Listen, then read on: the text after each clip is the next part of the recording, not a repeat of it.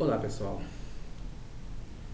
então agora nós vamos continuar com a nossa escola, né, de aprendizado sobre a genealogia do Espírito, né, sobre as teses estruturais do Espírito, né, da ontologia, da metafísica e da noética, né, a qual os outros, como já falamos anteriormente, os outros,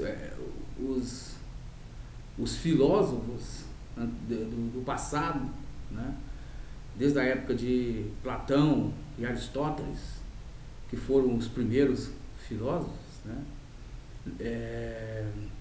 e também estruturalistas de conceitos, não conseguiram, né, ter uma base solo, né, das suas teorias, né, porque as suas bases solos não foram edificadas na Bíblia, né, e nós estamos edificando e dando tese ao Espírito, à ontologia, à noética espiritual, né, na Bíblia Sagrada, né? E sendo assim, vós podereis adquirir com mais confiança, né, a sabedoria, né, e saber bem o caminho onde é que vocês estão caminhando, né, e não errar, né. Então vamos ler alguns versículos aqui sobre a Bíblia, porque a nossa estrutura é da Bíblia.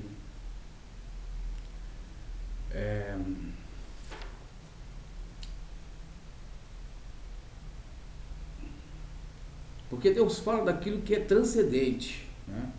Está em Romanos 2, versículos 28 e 29. Isso é, não são os filhos da carne que são os filhos de Deus, mas os filhos anteriores, os filhos que são gerados pela vida, os filhos antropológicos, que são gerados no tempo e no espaço, relatividade, na terra gêmea, no mundo paralelo onde habita o Espírito, né, que são gerados esses filhos, né. Está aí no livro de Hebreus 9, versículo 8. E fala em nós o Senhor Jesus, né, e fala em nós, e pelos quais nós somos falados, segundo os Coríntios 13, versículo 3, né. E diz o apóstolo Paulo, no livro de 1 Coríntios 2, versículo 4 e 5, que a palavra da nossa pregação, ela não é feita com palavra persuasiva de conhecimento humano, mas numa demonstração de espírito e poder, né? E a vida de Jesus, né, a família de Cristo, os meninos, as minhas, né, a Jerusalém celestial, as princesas do Senhor, ela se manifesta, né, em nós, né? É a vida de Jesus que se manifesta em nós, segundo aos Coríntios 4, versículo 10. E também diz, vós sois a carta de Cristo, conhecida e lida por todos os homens, né? Segundo aos Coríntios 2, versículo 34. Temos, porém, esse tesouro em vaso de barro, né, que é o nosso corpo, o vaso de barro, né, para que a excelência do poder seja de Deus e não de nós, segundo os Coríntios 4, versículo 7. E é o Espírito que testifica, porque o Espírito é a verdade. 1 São João 5, versículo 6, né?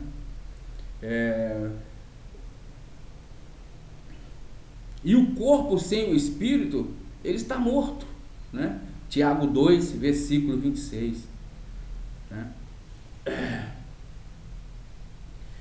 E sendo assim, né, sucessivamente, você lendo o Novo Testamento, você vai adquirindo essa sabedoria. O segredo é não prostituir, é não fornicar, não adulterar, não prostituir, porque isso aí é tudo a mesma coisa. A fornicação, o adultério, a prostituição é a mesma coisa, né? Só a homossexualidade que tem um nível muito mais elevado do que isso, e quem pratica tais coisas não pode mais retornar para o Senhor. Está entendendo? E aí vocês vão poder entender também as parábolas que o Senhor Jesus Cristo diz. Não ide e aprendei o que significa misericórdia quero e não sacrifício.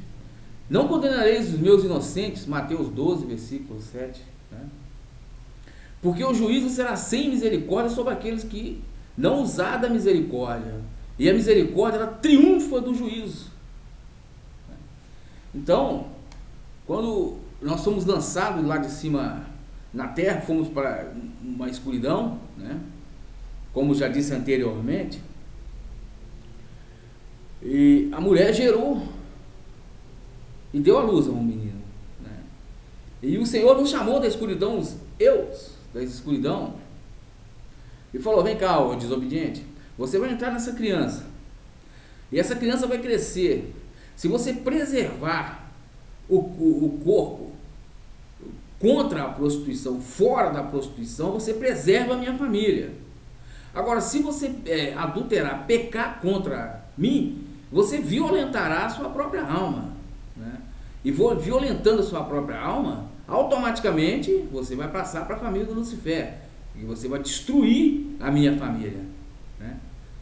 Aí vocês verem que como que é a maldade do pecado, né? O que está por detrás do pecado é uma coisa muito séria, né? No entanto, a gente morre, parte para a eternidade e nunca mais retorna para trás. E o Senhor nos disse: quem recebeu um menino tal como esse, me recebe a mim. E quem recebe a mim, recebe não a mim, mas ao que me enviou. Ao que me enviou. Está em Mateus 18, de 1 a 6. Um menino tal como esse, né? Então, essas referências, essa estruturação, né, logicamente confiável, né, teoricamente mais confiável do que todos os teóricos e filósofos e antropólogos de tese da ontologia, da didática espiritual, né, todos eles falharam. Todos eles erraram, né? Porque eles não conseguiram, né, ter um dado estruturalístico correto, né, para que pudéssemos crer com toda a inteligibilidade, né, e com toda a certeza, né, de fé, sem duvidar. Não é verdade? Porque nós não podemos duvidar da Bíblia, né? Ainda que a gente tentasse duvidar, não tem como.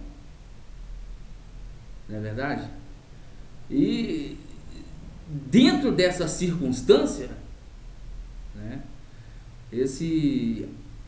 dentro desse aparato didático, científico, né, nós podemos achar aí a chave para falar com o Senhor, né? E assim conseguirmos aproximar dele, né?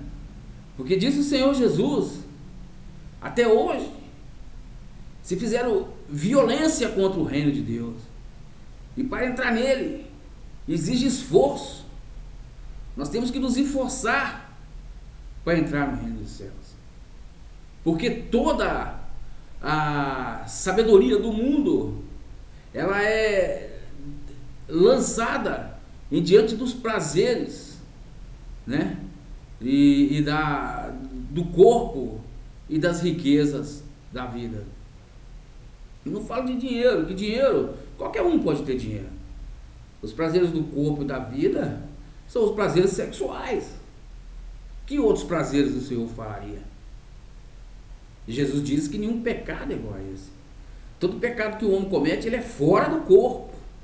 Mas aquele que prostitui, ele peca contra o seu próprio corpo. Então não podemos mais fazer isso. Porque o nosso corpo, o que transcende em nós, o que manifesta em nós, o que está em nós e o que fala em nós e pelos quais nós somos falados, é o próprio Jesus, é a família de Deus, é o Espírito Santo do Senhor, né? Então, já não sou de mim mesmo mais, né? Essa casa, esse templo pertence ao Senhor, não é verdade? E se eu quiser praticar a prostituição, não é verdade? Aí já não é mais do Senhor, é do Lucifer. Porque toda prostituição é ato religioso, né? A prostituição é religiosa, né? A religião, né, é antropologicamente selvagem, né? Então é tudo religioso, tudo é religião, né? O homem ele não vive de si para si mesmo.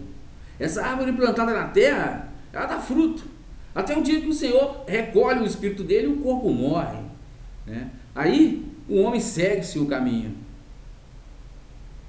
da vida, ou lá para baixo o caminho dos mortos. E para onde você vai? Então vale a pena lutar, não é verdade? Até hoje se fez violência ao reino de Deus, né? E por isso e a gente tem que empregar força, como diz o Senhor, para entrar nesse reino, porque senão não consegue entrar. Ser fiel até a morte dar-te a coroa da vida, né? Então nós devemos ser uma coluna forte, que nunca se abala e que permanece ali, firme, segurando aquele edifício até o último dia. Não podemos errar, porque um tiro só é o suficiente para ceifar a minha vida, não precisa de 2 tiros. Se ele pegar no local fatal, é morte instantânea. A gente não precisa de prostituir 2 vezes, é uma vez só. Sexo fora do casamento é irresponsabilidade, é homicídio qualificado, é uma destruição generalizada na vida espiritual interior. E não é simplesmente, é como se você jogasse uma bomba atômica dentro de uma cidade como São Paulo, por exemplo, e devastasse toda aquela cidade, né?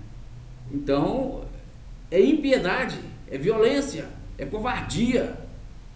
Por isso que diz o Senhor, e conhecereis a verdade, e a verdade vos libertará, né? E a gente continua depois. Fique com a gente. Tchau.